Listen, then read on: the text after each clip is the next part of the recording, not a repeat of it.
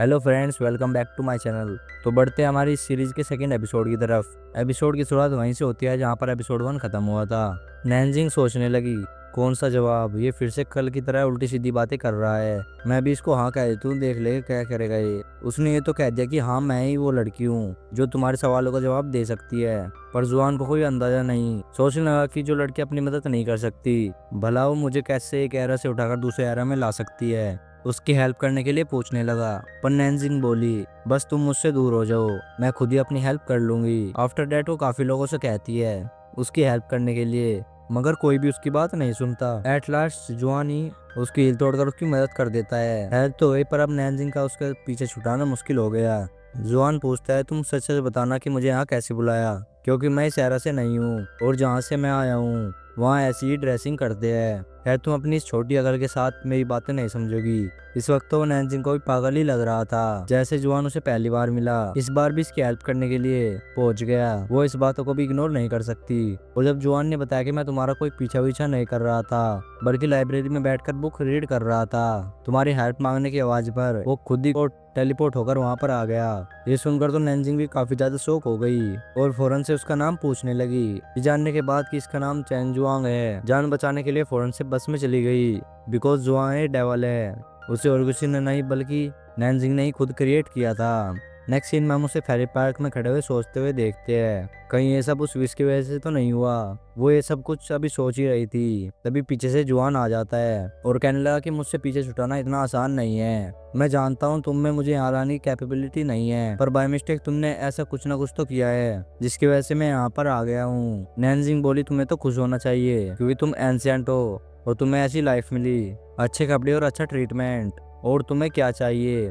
जुआन उसी तरफ बढ़ते हुए बोला, मुझे इसमें से कुछ भी नहीं चाहिए। तो अपने दीवार पर जोर लगाकर सोचो कि तुमने उस टाइम क्या किया था जो मैं यहाँ पर आ गया। नैनजिंग ने बताया, मैंने तो और कुछ भी नहीं किया, बस एक विश ही तो मांगी थी। और जुआन बोला, तुमने कहीं किसी हैंडसम लड़के की विश तो नहीं मांगी थी। वो बोली, तुम्हें शर्म नहीं आ रही है सब बोलते हुए, मैंने तो बस अपने इंटरव्यू पास होने की विश मांगी थी। जिस पर जुआन बोला, तुम्हें मांगते हुए शर्म नहीं आई, फिर मुझे बोलते हुए क्यों आए। खैर जो भी हो, तुम्हें फिर से विश मांगनी होगी मुझे यहाँ से वापस भेजने की, और ये कोइन वैसे ही पानी में गिराना होगा। नैनजिंग भी दिल दिल में ये बात तो जानी गई थी कि यह सब कुछ उस विश की वजह से हुआ। फिर विश करते हुए बोली, अगर वो अनफॉरगेटेबल लव जुआन ही है तो मुझे नहीं चाहिए, गॉड प्लीज इसको वापस भेज दो। कोइन भी पानी में फेंक दिया, पर जुआन तो अभी भी वहीं का वहीं खड़ा है, उसे कुछ भी नहीं हुआ। लास्ट टाइम भी नैनजिंग ने एक ख्वाब में देखा था, इस बार भी जुआन उसे सोने के लिए कहता है। हमारी नैन्सी को यहाँ पर पब्लिक प्लेस में लेटकर नींद नहीं आ रही थी। कहने लगी, अगर कोई हमें देख लेगा तो हमें पागल ही समझेगा। वहाँ पर जुआन को तो बस अपने टाइम में जाने से मतलब था। उसके मुंह पर उंगली रखते हुए उसे चुप करके सोने के लिए कहता है। जैसे तैसे करके वो सो गई और ख्वाब में एक अजीब सी जगह पर आ गई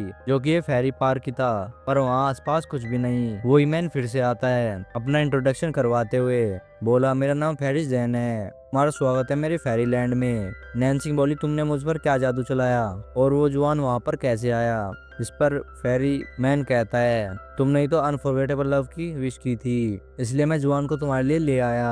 अब नैन्जिंग ने तो उसे गले से ही पकड़ लिया, मुझे नहीं चाहिए, वो एक डेवल है, उसे आप वापस ले जाओ, मैंने उसके बारे में खुद ही तो लिखा था, तो मैं कैसे भूल जाऊं। फेरिस जैन बोला, मेरी पावर लिमिटेड ही है, मैं उसको वापस नहीं ले जा सकता, और थोड़ी बहुत बुराई तो हर किसी में होती है। वो स्मार्ट है, हैंडसम है, उसे मार्शल आर्ट आती है। तुम जैसी लड़की, जब किसी लड़के ने तुम्हें उस नजर से नहीं देखा तो तुम्हें और क्या चाहिए। उसे उसका कोइन देकर फिर से वापस भेज देता है, क्योंकि वहाँ पर फेयरलैंड में वो नहीं रुक सकती थी और उसे वापस भेजने में जैन उसकी मदद नहीं कर सकता।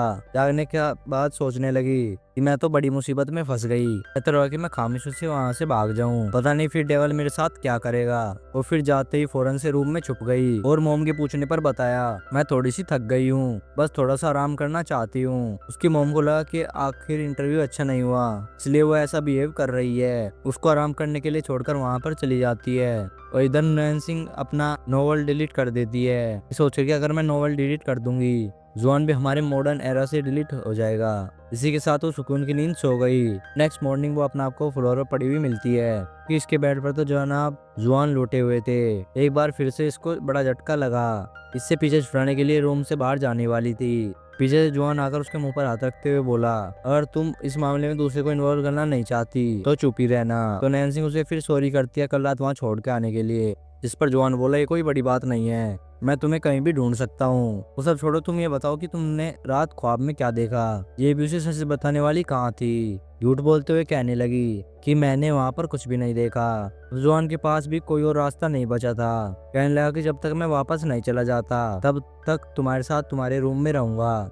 नैन्सी ने तो सुनते ही मना कर दिया, जिस पर जुआन बोला अगर ऐसी बात है तो मैं बाहर जाकर उस लेडी से हाय हेलो करता हूँ। नैन्सी उसे इसके लिए भी रोकने लगी कि तुम मेरी मोम से कब मिले, खबरदार तुमने उन्हें कोई नुकसान पहुंचाया या कोशिश भी की। वो बोला कि अगर मैं यहाँ पर किसी को नुकसान पहुंचाऊंगा ये सब कुछ बस तुम्हारी वजह से होगा, इसलिए मुझे तुम ट्रिक करना छोड़ दो। दूसरी तरफ से मोम आती है उसको ब्रेकफास्ट पर बुलाने के लिए, पर नैन्सी कुछ भी करके उन्हें अपने रूम के अंदर आने नहीं देती। उन्हें जल्दी से जॉब पे जाने के लिए कहा और जाते जाते मोम ने बताया कि वो आज रात को वापस नहीं आ सकेगी, इसलिए दरवाजा अच्छे से बंद कर लेना। नेक्स्ट सीन में एक्स कल्चर की मीटिंग को दिखाया गया, जहाँ पर एक एम्प्लॉय ने बताया इंटरव्यू के दौरान कुछ जुकैंग ने इंट्रोवर्टिव बातें बोल दी थी जो कुछ इन्वेस्टर्स को अच्छी नहीं लगी, इसलिए हो सकता है कि अब हमारे नोवेल को फिल्म के लिए सिलेक्ट ना किया जाए। जुकैंग बोला कि मुझे कोई भी फर्क नहीं पड़ता, मैंने और ये किंग ने ये कंपनी इसलिए नहीं बनाई कि हमारे नॉवेल्स को फिल्म के लिए सिलेक्ट किया जाए। हम इस जनरेशन के लिए बस मोटिवेशन बनने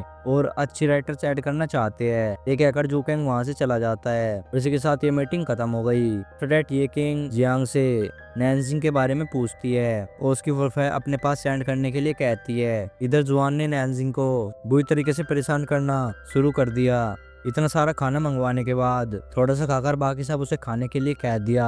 बेचारी नैन्सिंग उसे सामने से तो कुछ भी नहीं कहती, पर दिल ही दिल में उसे बहुत ही ज्यादा बुरा भला कह रही थी, क्योंकि जुआन भी उसे सर्वेंट की तरह ट्रीट करता है। आफ्टर ऑल बात लेने के लिए उसका वॉशरूम भी यूज करता है। हमारी नैन्सिंग भी उसके लिए भी रोकती रही। रुकना तो दूर की बात, उसने उसे बात में हेल्प करने के लिए भी बोल दिया। अगर वो नहीं करेगी तो नुकसान उसी को उठाना पड़ेगा। किसी बड़े नुकसान से बचने के लिए उसे ये भी करना पड़ा। जुआन से तो उसका ब्लाइंड फोल्ड पहना हुआ भी बर्दाश्त नहीं हुआ और वो भी उतरवा देता है। फॉर्चुनेटली जब उसने अपनी आंखें खोली, जुआन पूरी ड्रेसिंग करके उसके पीछे खड़ा था। उसको पुश करके बाहर जाने के लिए कहने लगी, पर बैलेंस खराब होने की वजह से खुद ही स्लिप हो गई। गिरने से तो जुआन उसे बचा लेता है। उसके मुंह से थैंक यू सुनने के बाद उसे गिरा दिया। नैन्सिंग को तो काफी ज्यादा गुस्सा आ रहा था, और जुआन का कैरेक्टर क्रिएट भी तो उसी ने किया था, अब उसे झेलना भी तो होगा। आफ्टर दैट टीवी में देखने के बाद उसने मॉडल स्टाइल हेयर स्टाइल बनाने का तय किया, क्योंकि वो इस मॉडर्न एरा में कुछ दिनों के लिए तो रहने वाला है। ऐसे हैंडसेट बनने के तो नहीं रह सकता। हेयर कटिंग के लिए नैन्सिंग ने उसे सीजर तो दे दी और कहने लगी कि हमारे घर मेहनत क्लॉथ नहीं है, बिकॉज यहाँ पर मैं और बस मेरी मोम रहती है। ब्रदर और डैड के बारे में पूछने पर ये दोनों पहले ही दुनिया से जा चुके हैं। कुछ सेकंड के लिए जुआन को उसके लिए बुरा लगा, फिर कहने लगा कि ये मेरा मसला नहीं है, तुम जहाँ से मर्जी लेकर आओ। फिर सीसी उसके पास उसके भाई का पुराना यूनिफॉर्म लेकर पहुंच जाती है, क्योंकि उसे जुआन के लिए कपड़े चाहिए थे, पर उसे अपने घर में एंटर होने नहीं देती।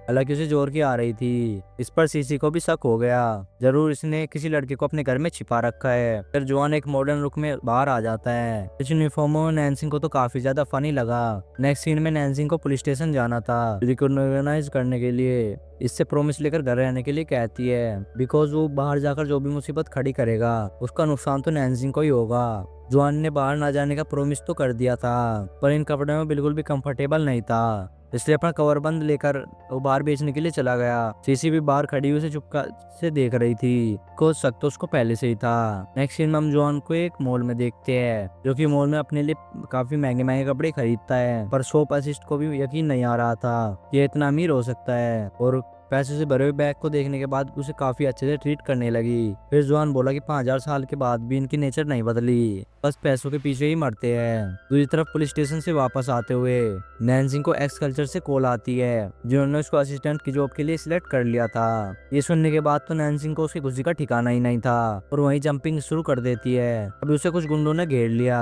जो कि वही चोर थे जो कि जिन्हें की वो पुलिस के हवाला करना चाहती थी। वैसे तो नैन्सिंग काफी ब्रेव थी, उनसे काफी अच्छे से डील करती है, लड़कर अपनी जान बचाने लगी। टाइम बाद जब वहां पर आग लगी, वहां पर नैन्सिंग डर जाती है और काफी अजीब बिहेव करने लगी। शायद आग से उसे कोई बैड मेमोरीज जुड़ी थी। और वहीं पर जुआन आता है, जिसने दूर से कोई मारकर चोर को नीचे गिरा दिया। वो लोग भी काफी ज्यादा शौक हो गए। इसी के साथ यहीं पर ये हमारा एपिसोड भी खत्म हुआ है। अगर आपको वीडियो अच्छी लगी हो तो एक वीडियो को लाइक जरूर से कर दो और एक प्यार से कमेंट कर दो, और हाँ, चैनल को सब्सक्राइब भी कर लेना और पार्ट्स के लिए। चलो तो मिलते हैं इसके अगले पार्ट के साथ। Bye bye.